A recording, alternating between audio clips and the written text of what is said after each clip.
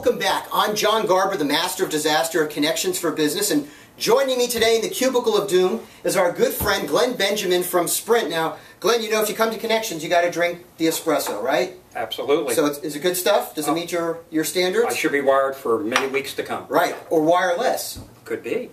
Now, as you know, on the Master Disaster blog, we don't sell anything, but sometimes there's a product or a solution that I feel that my audience needs to know about and understand better. So Glen has agreed to come in and talk to us about 4G, what it means, why it's a game changer. And we've actually got 4 segments we're going to be doing. This one to understand what 4G is. Then the next one's going to be some of the devices and ways you can take advantage of it. And then we're going to do a whole thing on business continuity and disaster planning. You know, that's me and Godzilla's favorite subject.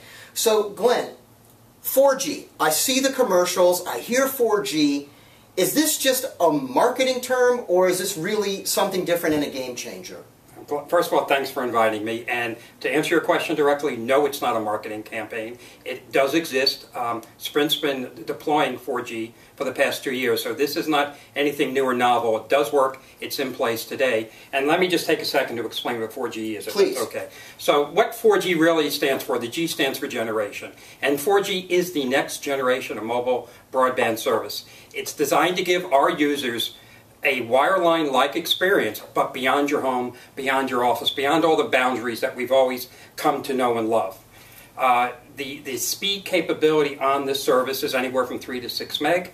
One of the key drivers that we're seeing... Well, let's just key in 3 to 6 meg, just so everybody understands, because we have technical and non-technical people that watch the Master of Disaster.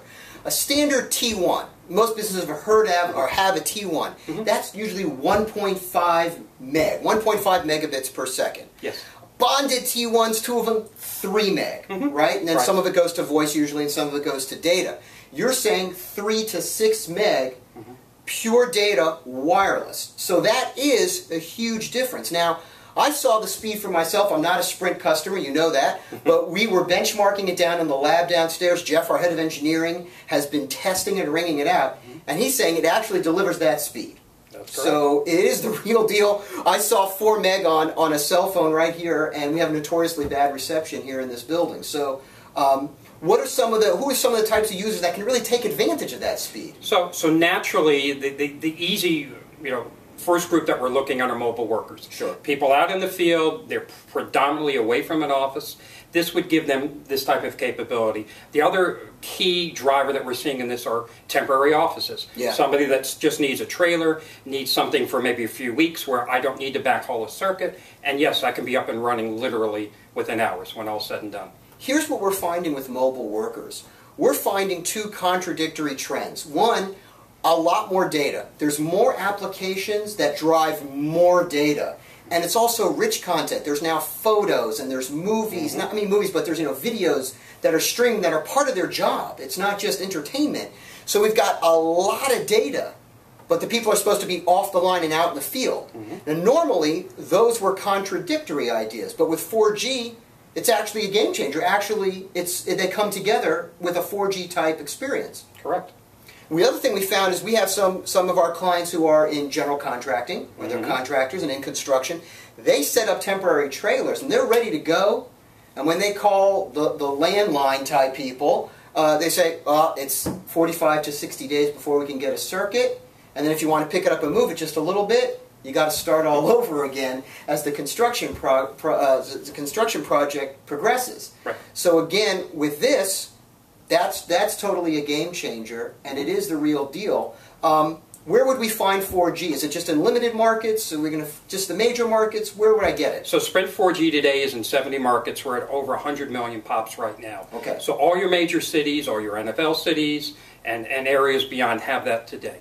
Outstanding. So now I understand you brought some gadgets, some toys that will take it, and my people love toys, some gadgets that take advantage of 4G, and we can talk about how people are actually making use of this technology to be productive in the next segment. But we got to close this segment. And Glen, you've been watching the Master of Disaster since the first episode, right? I've never missed an episode. You know how we close every episode. Are you ready? I'm ready. On 3. On 3. 1, 2, 3. What would you do if Godzilla stepped on your building? Building, sorry.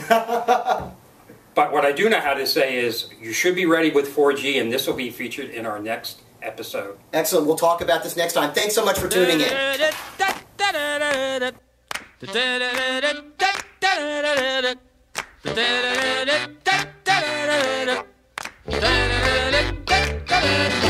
Jackie Wilson said it was written tea. Kind of love you got, knock me off my feet. Let it all hang.